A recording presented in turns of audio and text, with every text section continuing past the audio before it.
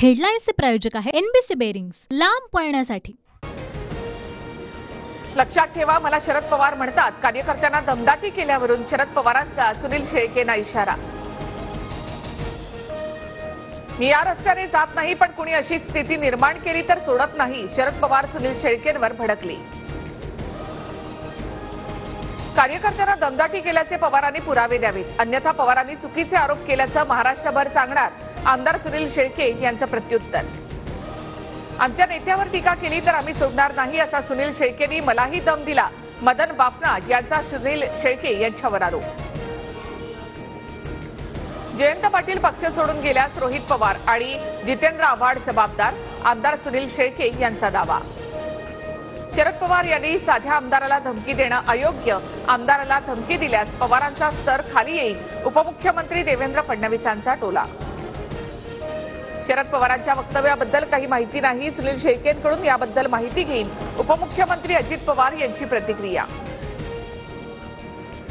आम्ही 115 असूनही आमच्या सोबत आलेल्या एकनाथ शिंदेना मुख्यमंत्री केलं, भाजपने त्यांचा सन्मान केला, उपमुख्यमंत्री देवेंद्र फडणवीसांचं वक्तव्य। एकनाथ खडसेंकडून पुन्हा भाजपमध्ये येण्यासाठी धडपड सुरू, मंत्री गिरीश महाजन यांचं मोठं वक्तव्य। ईव्हीएम ऐवजी मतपत्रिकेवर निवडणुका घ्याव्या लागू शकतात, धाराशिवचे जिल्हाधिकारी सचिन ओंबासे यांचं निवडणूक आयोगाला पत्र, मराठा समाजाकडून जास्त अर्ज दाखल होण्याची शक्यता। आपल्या मागणीसाठी जास्त उमेदवार देणं म्हणजे लोकशाही प्रक्रियेत अडथळा निर्माण करण्याचा प्रयत्न, मराठा समाजाच्या उमेदवारी अर्जावर भुजबळांची प्रतिक्रिया। काँग्रेसकडून 370च्या मुद्द्यावरून काश्मीरच्या जनतेची दिशाभूल, परिवारवादी पार्टीने काश्मीरच्या जनतेला अधिकारांपासून वंचित ठेवलं, पंतप्रधान मोदींचा काँग्रेसवर हल्लाबोल।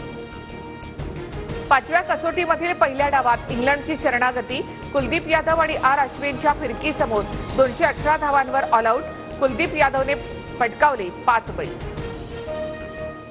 हेडलाईन्सचे प्रायोजक आहे एनबीसी बेरिंग्स, लांब पळण्यासाठी।